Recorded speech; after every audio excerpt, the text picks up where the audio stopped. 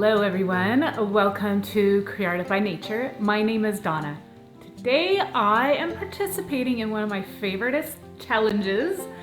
It's the Useful DIY Challenge, hosted by Mom from MomDas Life Handmade and co-hosted by Denise Jordan from This and That with Denise Jordan. These ladies are fantastic people. I adore Mom. She is a fabulous creative and very, very innovative. And Denise has just got such a big heart for women and fellow YouTubers. She is a great encourager.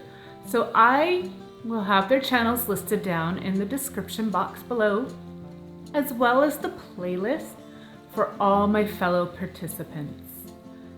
Okay, so the challenge is that we are supposed to take something old and make it new.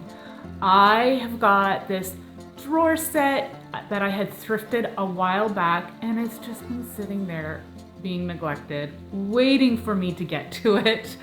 So this was the perfect opportunity for me to tackle this project. And I'm going to be using it in my craft room, which I am thoroughly reorganizing. So this will be the perfect thing to include in my craft space.